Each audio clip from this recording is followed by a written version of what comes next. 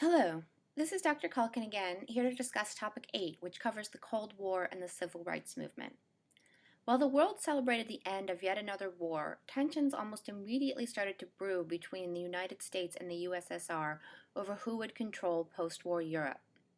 The Soviet Union solidified its grip on Eastern Europe and East Germany, and the United States tried to promote democracy and capitalism in Western Europe. At the heart of the issue was the United States' possession of the atomic bomb, which put the Soviets at a strategic disadvantage. In 1947, George Kennan articulated the containment policy, which would shape the United States' approach to foreign relations throughout much of the Cold War, therefore throughout much of the second half of the 20th century. It called for, in Kennan's words, a long-term, patient but firm, and vigilant containment of Russian expansive tendencies. In other words, the United States would work to limit where the Soviet Union could expand.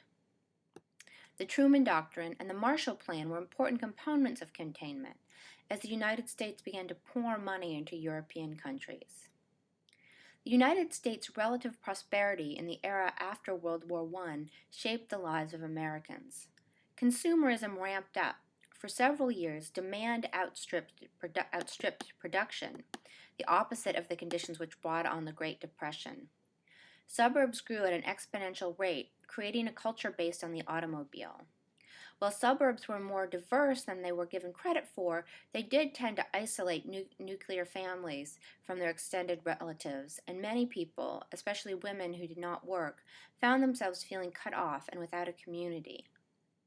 As Americans developed the highest standard of living in the world, some began to question the values and the effect of a consumer society.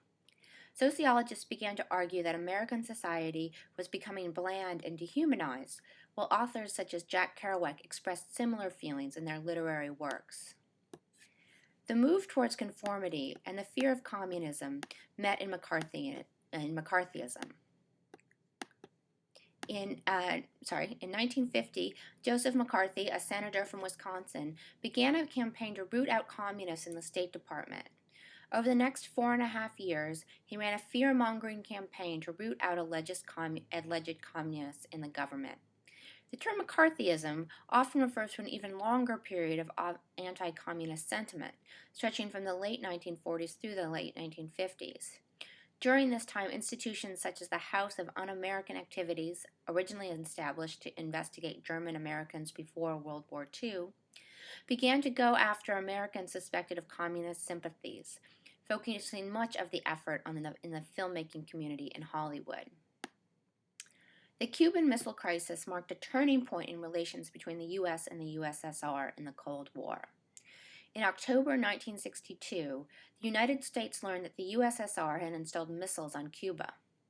President John Kennedy decided on a two-step plan, which involved blocking all arrivals to Cuba and threatening a nuclear confrontation with the USSR to force the removal of missiles already there.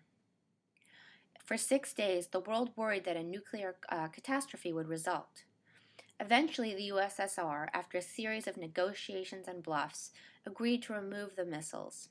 Both sides were shaken by how close they had come to a nuclear war and decided to implement measures to avoid a similar crisis in the future. A hotline was installed between Washington and Moscow, allowing direct, immediate contact between the leaders. Negotiations about nuclear testing were resumed, and eventually a limited test ban treaty was passed in 1963.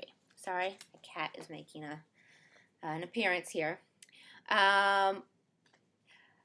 As the issues of the Cold War dominated foreign policy, the issue of civil rights became a major issue on the domestic front.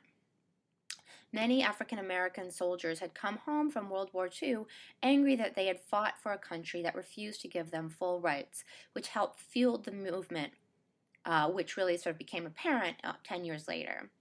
Truman was the first president to examine the issue of civil rights. Although he failed to pass any significant legislation, he did issue an executive order which desegregated the armed forces.